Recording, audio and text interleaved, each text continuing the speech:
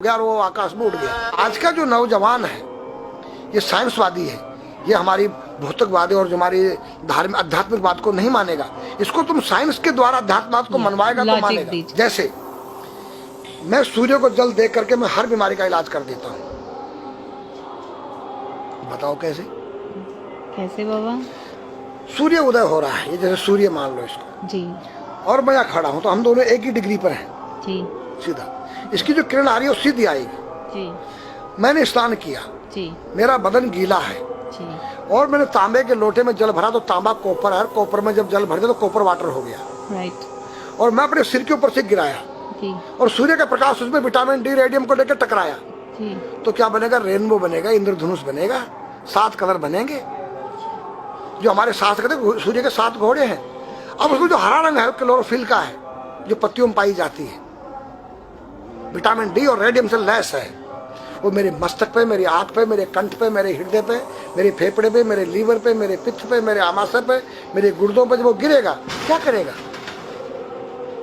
ऐसे 6 रंग कलर और बचे हैं, बैंगनी है, ऑरेंज है, नीला है। तो ये क्या करेंगे? किस चीज के प्रतीक है? जब हरा रंग क्लोरोफिल का है और डॉक्टर कहता हरी पत्तियां खाओ, सब्जियां खाओ, उसमें आपको आयरन मिलेगा। तो अब वो जो विटामिन डी से जो हरा रंग पैदा हुआ है सूर्य की किरण से कॉपर वाटर में, वो क्या करेगा? कोई वैज्ञानिक बताए तो सही मुझे। एक अमेरिका का चेला है, एक रूस का है, वो मेरे भक्त बने हुए हैं। हरिद्वार में क्या वो कोई जल दे रहा होगा सूर्य को, वो भी अपने ऐसे से फेंक रहा है, मैं बैठा देख रहा हूँ ये क्या कर रहा है। मैंने उसको बुलाया तो मैंने यही फार्मूला उसको समझाया। वो मेरा शिष्य बनेगा, बोला ओ ये तो साइंस। मस्तिष्क पर तिलक क्यों लगाते हो इस जगह पर? पहले लगता है पीला, फिर लगता है लाल, फिर लगता है सफेद।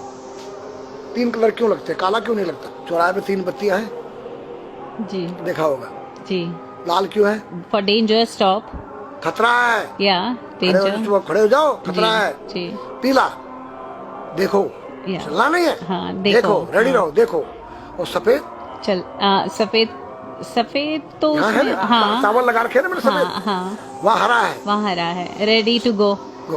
हरा गो है। नहीं सफेद, अगर युद्ध हो रहा है, गोलियां चल रही है, सफेद झंडा लहरा दिया जाए, पीस, शांति का प्रतीक है। चावल ठंडा होता है।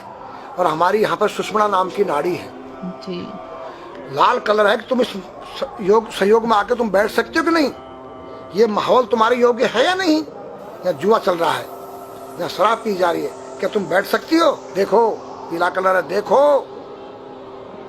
आना नहीं, जाना नहीं, देखो। ओ खतरा है या ठीक नहीं है, चलो।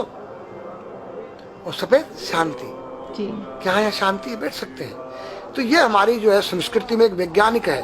जब हम खाते हैं गैस बनती है, तो चावल जब पानी में भीगे बाद ठंडा हो जाता है और हमारी सुषुम्ना नाड़ी पर जब लग गया है तो उस नाड़ी को ठंडा करने लग गया है। उस नाड़ी से कोई गर्म गैस को ऊपर चढ़ने नहीं देगा। और हमारे सिर ब्रह्मांड में, हमारे सिर के अंदर कोई ऐसी वायु गैस जाकर तुम्हारे सिर को परेशान नहीं कर सकता है। तो मेरे पास जितने हमारे शास्त्र पुराण ग्रंथ हैं ये साइंस है। मैं साइंस के द्वारा इन वैज्ञानिकों को समझा सकता हूँ और रगड़ा सकता हूँ। कहा जाता है कि नागा बाबा जो हैं वो कुंभ मेले के बाद विलुप्त हो जाते हैं, ऐसा कुछ है क्या? ऐसा नहीं है। जैसे हम गंगोत्री धाम हिमालय में रहते हैं जी, वहाँ मुझे हिमालय पसंद आया। जी। क्यों? कि तुम गर्मी से बचने के लिए तुम्हारे रूम में एसी लगी है जी, ठंडा पानी पीने के लिए तुम्हारे पास कृत्रिम जो है फ्रिज लगा है जी, हवा लेने के लिए तुम्हारे को पंखे या कूलर जो है कृत्रिम लगे हैं।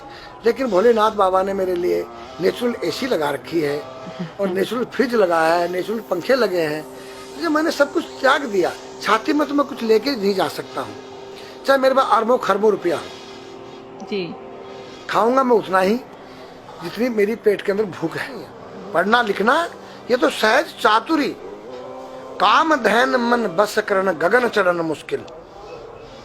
काम धैन मतलब अपने वीर्य को कंट्रोल करना, अपने मन को कंट्रोल करना और अपने प्राण को ब्रह्मांड में यहाँ ले जाना। ये खोपड़ी क्या है? ब्रह्मांड है। उसको कहते हैं समाधि।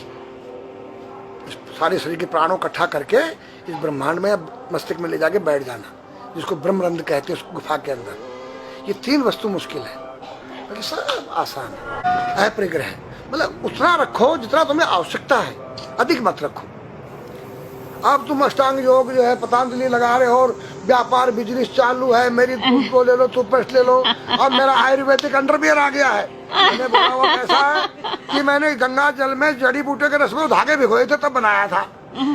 और मेरा दावा है कोई कितना योग कर ले कोई स्वस्थ नहीं रह सकता है, क्यों? खान पीन तुम्हारा केमिकल, वायु में तुम्हारा केमिकल, पानी में तुम्हारा केमिकल। अब जो तुम आरओ का पानी नहीं पी रहे हो, उसके पानी के गुण ही नष्ट हो गए सब। उत्तर को सिर करके सोना क्यों मना किया है साइंस ने? हमारे शास्त्र मना करते हैं। हम उत्तर को सिर करके सोएंगे, दक्षिण को पैर करके। हम जब उठेंगे तो हमारी दृष्टि कहां? दक्षिण की तरफ जाती है। दक्षिण में यम का वास होता है। और जब दक्षिण को सिर करके सोएंगे तो हमारा मुंह उत्तर को जाएगा। उत्तर हिमालय है, भगवान शिव का कैलाश है। साइंस कहता है कि पृथ्वी के उत्तर ध्रुव दक्षिण ध्रुव है। पृथ्वी कैसी है पता है? तेरा सिर, सेम तेरा चेहरा 23.5 डिग्री के अंश पर है। ये थोड़ी सी चुटिया नाप लेना अपनी प्रकार लेकर के। तुम भी नाप लेना, तुम भी नाप लेना, मैं भी नाप लूँ चाहे। ये थोड़ी सी चुटिया 90 पर नहीं है, ऐसे तिरछी झुकी हुई है। ये चुटिया, ये थोड़ी है 66.5 डिग्री कोण बनाती है। तो ये जो चुंबक मैग्नेट पावर है उत्तर से नॉर्थ से साउथ तक, हम जब सिर उत्तर की तरफ करेंगे तो ये नॉर्थ है, वो नॉर्थ है। नॉर्थ को नॉर्थ धक्का मारेगा तो तुम्हारे दिमाग में और तुम्हारे हार्ट में डिस्प्रोजन होगा और बैलेंस बिगाड़ेगा। इसलिए साइंस में कहता है कि उत्तर की ओर सिर मत करो, और हमारे शास्त्र भी कहते हैं कि उधर मत करो, नीचे उधर दक्षिण की तरफ यम का वास है, उनकी तरफ दृष्टि पड़ती उठते ही। मतलब एक कहने का फर्क है, एक चीज एक ही है। आज हमारे पास योग की विद्या थी, वो गायब हो चुकी है। अब तो जो थोड़ा सा कोई एक चूहा था, वो दुकान में गया, उसको एक हल्दी कंकर मिल गया, बोला हम पंसारी हो गया है। हल्दी मिल जाने से पंसारी बन गया। जो पीटी स्कूल में कभी किया होगा आप लोगों ने, पढ़ा होगा स्कूल में, हाँ जी। उसी को योग कह रहे हैं। योग क्या है? भगवान कृष्ण के पास था, उज्जैन गए थे संदीपनी ऋषि के पास सीखने के लिए। एक ही समय में 16,808 रावणों के साथ बात कर रहे हैं, अलग अलग रूप। योग से अनेक रूप बन सकते हैं। योग हनुमान जी के पास था। जब लंका में घुसे हैं तो मच्छर का रूप बनाया उन्होंने, मत्स्य के समान रूप धर कपि, मच्छर के समान। जब सीता के पास गए छोटे से बनकर, तो पूछा क्या तेरे जैसे ये सब? कि हाँ। फिर तो श्रीलंका पे विजय पाना असंभव है। तो हनुमान ने पहाड़ का जैसा रूप दिखाया, हिमालय जैसा। सर्जविन करना, अपने प्राण को निकाल के मुर्दे में डाल देना, उसको प्रकाया प्रवेश कहते हैं, जो आज है ही नहीं, लुप्त हो गई। जो जानता है किसी को बताता नहीं।